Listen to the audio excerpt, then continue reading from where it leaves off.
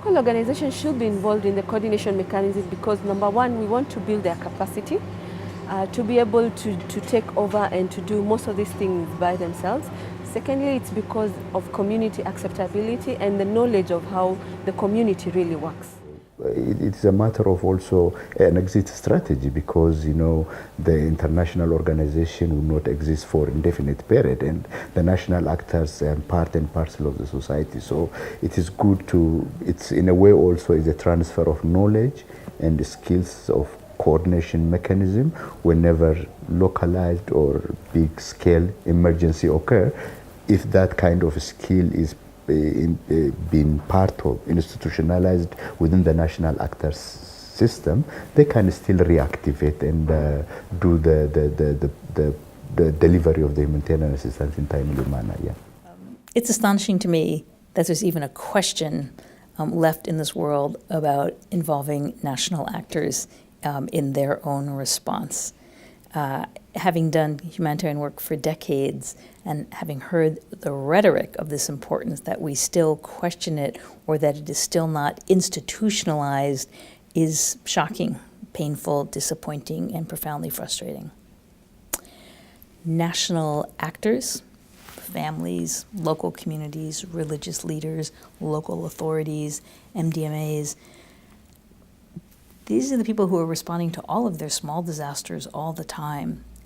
And often they have very interesting coping capacities and structures and abilities to respond.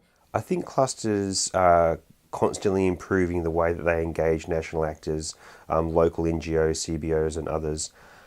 I think that sometimes in a big response, you know, big agencies need to and do take their cues from their local representatives, and most big agencies have pre-disaster presence in the respective country, and they always will work through their national offices, which I think is great, and it's critical to do it like that. Then there are other key local level CBOs that I feel need greater engagement. Sometimes they haven't been part of a big coordination process, and it's also a challenge on their part to see how the big humanitarian system works.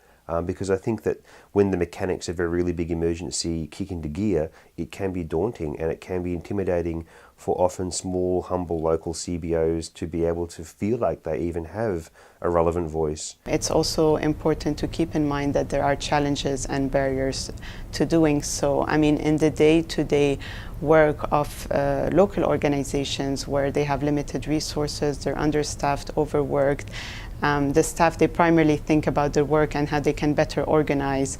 The issue of coordination is important to them, but it comes as a second option. So I think it's all figuring out structures of how we can better use each other's expertise and resources to leverage the work that we're doing in the field. In Lebanon, at the beginning of the crisis, when the first Syrian refugees started arriving, humanitarian organizations were not around. And most of the needs were met by the local NGOs, by the local mosques or even individuals. And once the humanitarian community started to be more present on the ground, the coordination mechanisms, the usual ones, start to be set up, but in many cases we're leaving out this the original providers of assistance. They felt left out, so it then took quite a while to re-establish the links, to actually reach out to them and to make them feel that they are still part of the whole assistance and the whole provision of relief. When there were the cluster meetings in Nairobi, especially, we were informed and invited by one of our funding partners to participate because they were key participants in that cluster. We were invited to 3 of the meetings and we attended. Then it reached a point we came up with a work plan and that's where it ended. But what we were planning for never happened. So our level of involvement only comes at the level of monitoring, mobilization, where we mobilize and maybe accompany them to those particular areas. So I would say involvement of local organization needs to raise to another level. think NABAD has been a very active member of the coordination response. In terms of cluster, we have been participating in cluster in Gaza region. In fact, we have been the co-chair of education in Gaza region. We have also been among the cluster review committees in national level.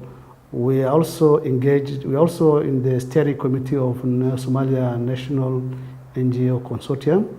This enabled us to avoid issue of duplications of work. It enabled us to strategically and effectively deliver our response. So I think if you would have at least given opportunity to local NGOs, strengthen them, give them the opportunity, I think the impact would have been more greater than what it is today. There is also the need of building the capacity of local organizations, not only MSDP, but even other organizations. When you build that capacity is built to a level where even if there is the international network of people where they meet to look at humanitarian responses, there should also be maybe a network of local organizations like MSDP to meet and discuss, or just to meet and do the planning, escalate what is coming from the international organization to local organizations on what is going on in terms of planning, in terms of emergency response and all that. There will be need for international response sometimes, but if that international response is not better calibrated to what exists already on the ground, which is again goes back to that preparedness piece, you're going to have these this dreadful overrun that's very not only discordant and demeaning, but profoundly inefficient in terms of actually getting assistance to people who might require it.